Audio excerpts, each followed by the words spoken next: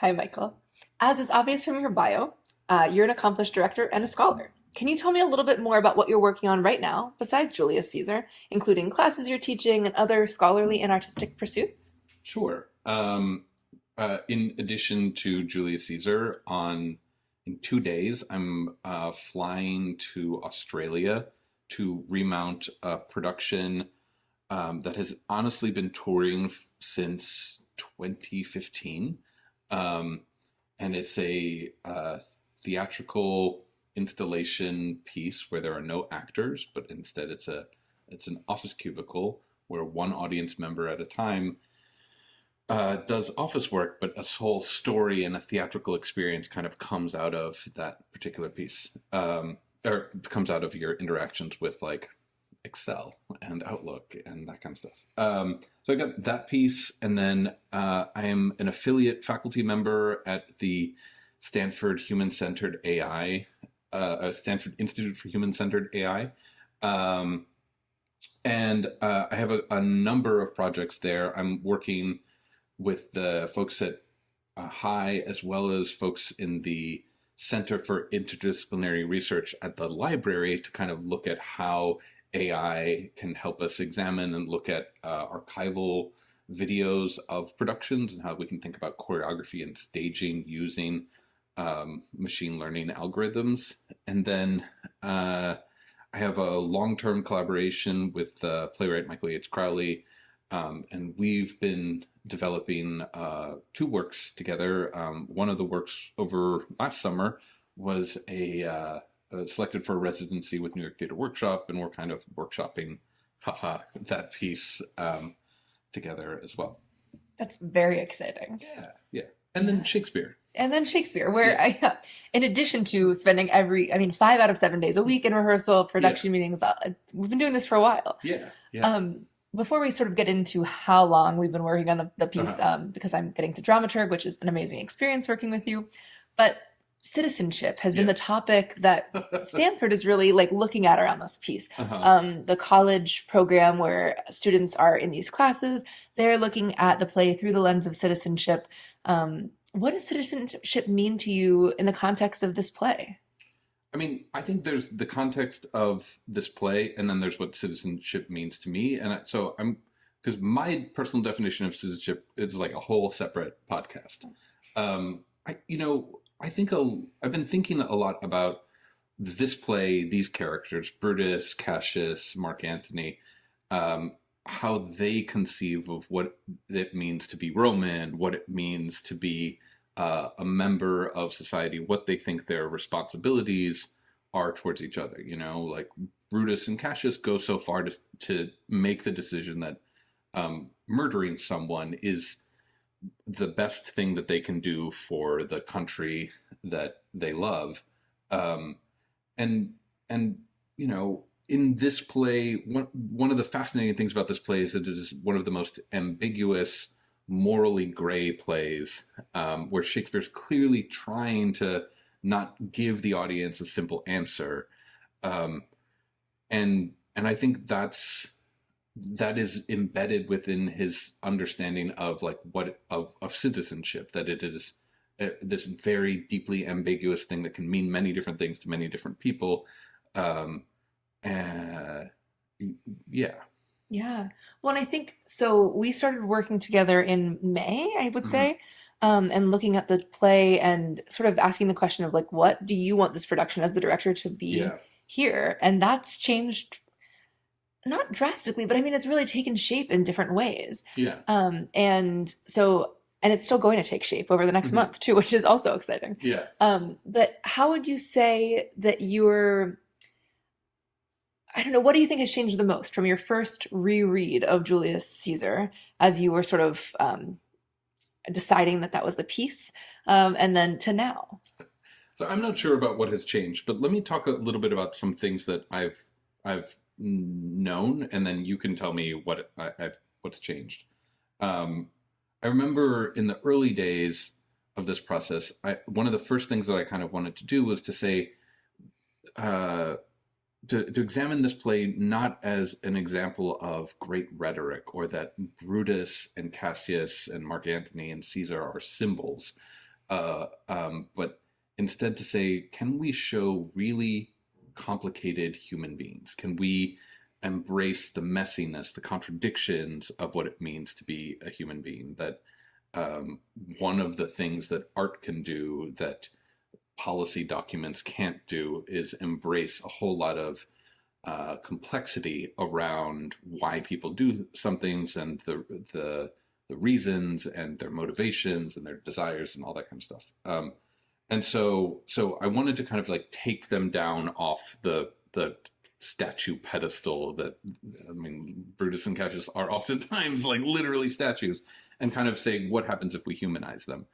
And in doing that, you kind of, if you start looking at this play as if these people are real human beings, they are anxious, they are stressed out, they're nervous, they make bad judgments, they misperceive, or they say, oh, this person isn't going to be a problem, and then that person is a big problem. You know, they are intensely human in a way that felt incredibly resonant to how I feel today. And so from that point, then it kind of, we came to this idea of, all right, well, if I can see these people as human beings, and also they look and sound and feel a lot like the issues and struggles that I have, maybe we can also think about putting that in the here and now. And maybe not, we don't need to do an exact, like, we're in Iowa in 2023, but instead, like, what are the essences, what are the elements of our modern world can also be juxtaposed with this Shakespearean text, which is also juxtaposed with a, you know, ancient Roman historical event. That, like, we're doing little bits of all three that are all existing sort of simultaneously in this world. So those were my starting ideas, and I think one of the ways in which that those performance ideas have changed throughout the course has been through, like, first with casting, and in casting the piece, I wanted, and thinking about, you know, college, and the collaboration that we have with them, I wanted the students to see themselves reflected on stage. That rather than have it be depicted by like a bunch of old white guy, as has just been done many times before, but like, if Stanford students are putting on this show, can we make sure that the students who are performing it are reflective of this community? And that has also meant that in casting certain people into certain roles, that we've made the artistic choice to change the pronouns for certain characters. And so that if you know the story, if you've seen this play before, if you had to read it in high school, there's also this possibility of, like, you kind of know, oh, I know that Brutus is a dude and he's going to behave in X, Y, and Z ways, that we could wake up this text, that we could do something interesting with it, we could say something new with it, by asking the question, what would happen if a different body performed this role? Would you still view the actions of this character? Would you still view the situations in the same way if we make you a little bit uncomfortable, or it doesn't look the way that you would assume that it should look? So that's been some gradual evolutions of it. Yeah. Well, I think one of my first questions for you was, okay, there's been a version where Caesar was Trump. There's been a version where Caesar was Obama, Uh-huh. Bush, etc.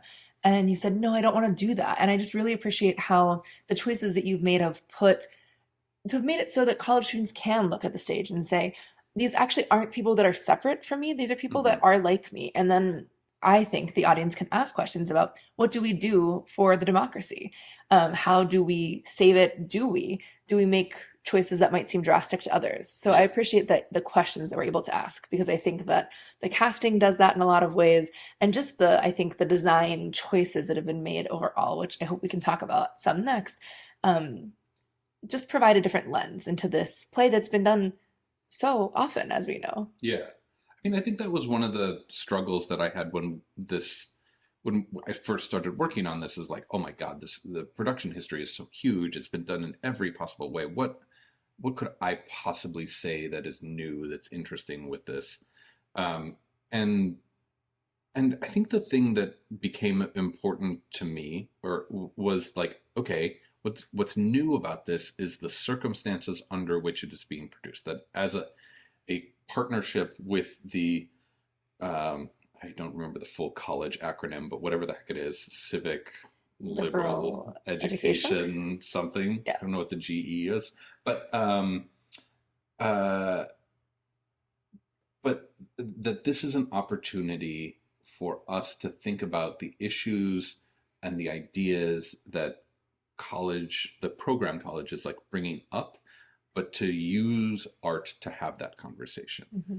And what makes me so proud to be a member of this department and to be a member of this university is that in a moment where largely the entire freshman class is going to come together, we're going to use art to have that conversation. It's not going to be a panel discussion with two or three experts who are going to tell people what they think, and then, but instead, art can do this different thing of both reflecting society to itself, and it can also not give you a simple, easy answer. That sometimes art's blurriness, its inarticulateness, its uh, mushiness is what allows people to have more interesting thoughts and to think about things in a different way than the straight math or the simple logic of yeah, the Yeah. world. Yeah. Definitely. Well, and yeah, it goes. I keep thinking about the policy documents you sort of talked about earlier. It's not something that I read. I do art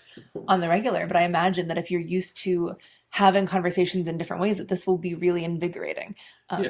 And we already talk about the art that we watch. We watch TV. We talk about it with our friends. Like this Hmm. is an exciting opportunity for the Frosh to do. Yeah. Yeah. Can we talk some about the design? Sure. So we're in this huge theater in Memorial Uh-huh. Auditorium where I didn't think that I would get to work on a show at any point in my career here. So Uh-huh. exciting.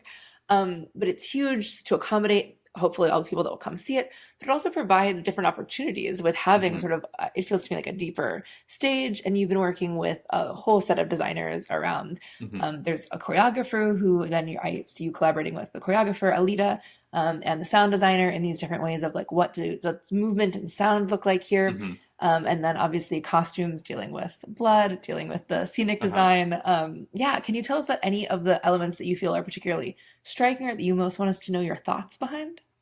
I think like in terms of, well, I think there's a thing that uh, is very exciting about this particular production is that um, we're by choosing to produce the show on this particular stage, we're both setting ourselves up for a large audience, but also we're able to use our largest theater, which has like a fly system, so scenery can be like lifted up into the ceilings, that we can use, like we can create these walls, we can work on a scale that um, unless you direct operas, like you don't normally get to work on, or you won't get that level of that scale, that size. Um, Seeing a show in the Elam Theater or the Nightery or something like that, and thinking about scale is really exciting. Thinking about how deep the stage can be. Thinking about like the different effects that we're considering using, between stuff falling from the ceiling to, and I don't want to like spoil things, but um, to like the levels of the numbers of doors and bits of furniture that we have going is like really, really exciting to me. Yeah. Yeah. Are there favorite scenes that you have, or favorite moments directing this piece? Or even conversations that you're having with the actors. You have a class, which is something I really love, Hmm. where they come together twice a week for an hour and a half. And like there's like this dramaturgical moment of getting to spend time together and really form community, but Hmm. also analyze the characters and analyze different aspects of the text. Yeah. I mean, I don't want to I don't want to choose favorites. I don't want to hurt any of the For scene's sure. feelings. Maybe Um, memorable. I mean, I think that like what's fascinating to me about this play and like the way that it's constructed is that acts 1, 3, and 5 um, are public facing. They're about people working, demonstrating the ways that they behave in public. And in 2 and 4, you see these like private sides of these people who are used to standing on the world stage. And then in Acts 2 and 4, you're invited into their bedrooms, into their living rooms, into a tent in the middle of a war field, that you see what it looks like um, to make these incredibly difficult, awful, like world-changing decisions, what the cost, what the stress is, how then it changes your relationships with your partners, with your friends, all that kind of stuff. And that kind of examination and that juxtaposition of the two, so much of like, I don't know how we now perceive those people who are making those decisions. We almost never get to see that private side of them, and that's, I think, something that I really kind of love about this play. Yeah, it does take us into these interesting nooks and crannies of people's lives Yeah. and to their literal homes. Um, yeah, okay. So we've covered, I would say, most of the bases that I wanted to Uh-huh. cover. I do want to know if you have takeaways that you want people to have. I think takeaway is probably pretty limiting Yeah. for sort of how vast this play is and for how open-ended. I see Hmm. that you're making specific choices, but they're too letting the audience draw a lot of conclusions on their own. There's nothing that seems like you're packaging for them, is my reading on that. Yeah. But are there questions you want them to walk away asking? I mean, I think there's some interesting questions around what is your relationship to power? What are your responsibilities to each other? You know, how do you conceive of those responsibilities? And is there a right way to pursue power, to take care of people, um, that would allow you to I don't know, like preserve the things around your community, your home, Yeah. that are important to you.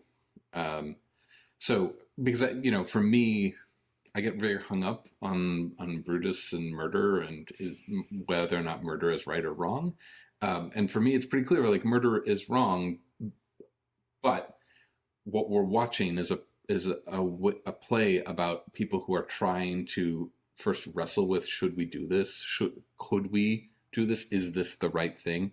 And then once they've done that, the consequences of that action, which is, that's the thing that I want you to wrestle with, that it can't just be as simple as murder is wrong. And it shouldn't be, I hope to God, not as simple as like, yeah, murder is great.